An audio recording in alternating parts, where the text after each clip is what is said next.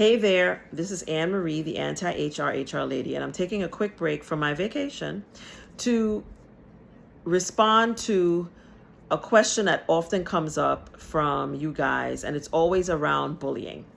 A lot of you are dealing with bullying in your workplaces, and as I've explained in a previous video, bullying is not in and of itself illegal behavior.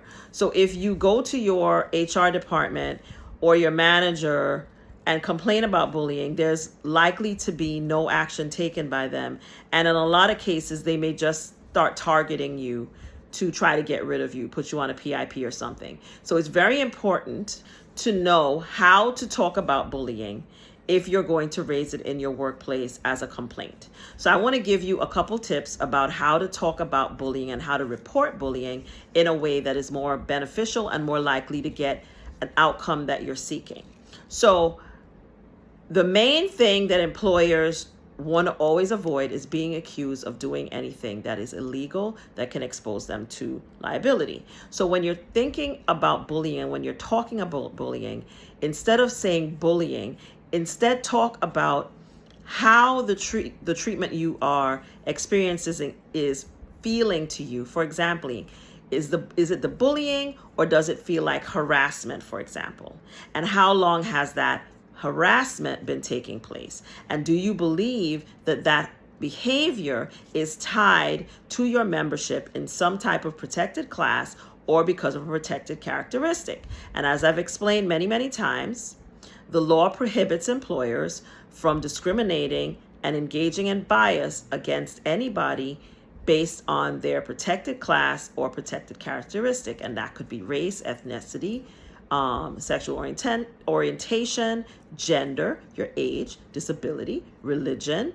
Those are just a couple of them, but there are others. And I've written blog posts, I've explained this exhaustively in other videos. But if you have a protected characteristics, pregnancy is another one.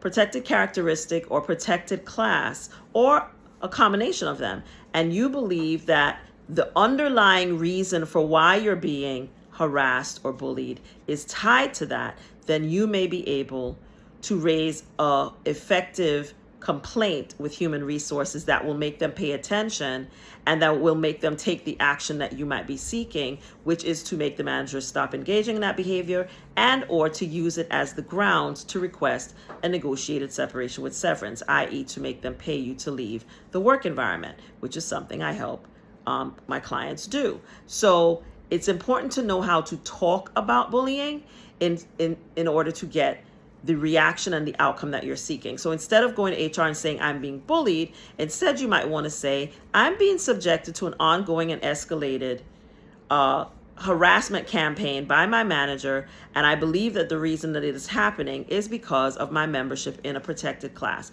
or is because I am Black and female, or is because I'm over 40 woman, or is because I have a disability and requested accommodations, right? But you don't want to say, my manager is bullying me, right? And they're just bullying me because they don't like me. Because the fact is, your manager doesn't have to like you. And unfortunately, even when companies have policies against bullying, they usually don't enforce them because they know bullying in and of itself is not actually illegal, which means it doesn't expose them to liability. So you always will be more successful if you can show that your company, through its management, and your supervisor is the company and management, is engaging in behavior that is illegal, because then it exposes them to liability and opens the door for you to require accountability of them. So what should you do if you believe that the bullying you are experiencing is actually a harassment campaign that is due to your membership in a protected class or you're having a protected characteristic? Well, the number one thing you need to do is to spend some time documenting.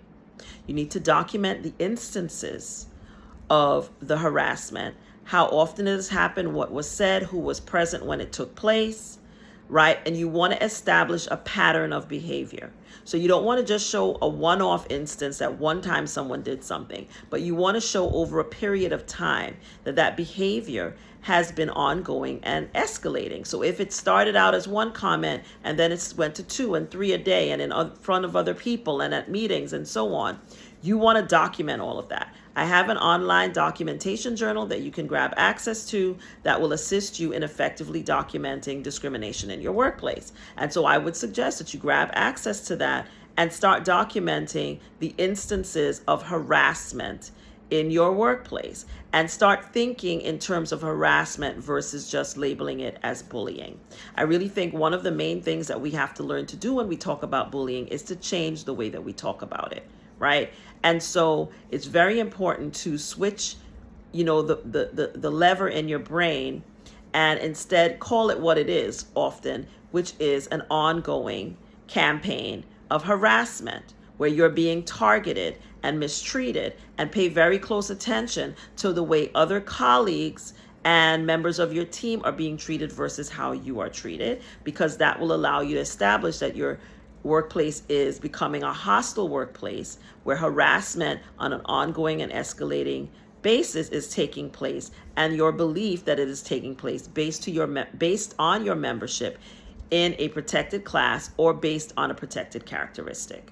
So it's very important that if you are experiencing bullying in your workplace, that you know how to talk about it in order to get the outcome. And it's very important, as I always explain, to not go to HR and talk about it until you are very clear about what is the outcome you are seeking. Don't just blindly go in there and even say, I'm being harassed by my manager based on discrimination, and I believe it's discrimination. What is the outcome you're seeking after you report that? You want to get really clean on that, and you want to get really clean about how to ask for what you want before you go anywhere near HR. But the more important thing is to know how to talk about it in a way that they have to take you seriously. So the next time you feel like you're experiencing bullying in your workplace, focus more on how it makes you feel. What does it feel like? Does it feel like harassment? Is it going on for a long period of time? Are you the only one being subjected to it? Do you believe that the reason you're being subjected to it might be tied to your membership in one or more protected classes? Start there, and not with, my manager is bullying me.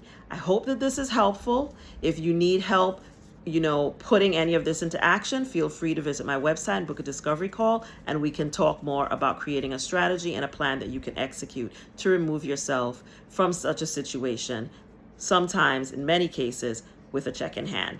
I'm Anne-Marie, the anti-HR HR lady, reminding you that HR is not your enemy, but they're definitely not your friend. But I am. I'll see you in the next video. Bye.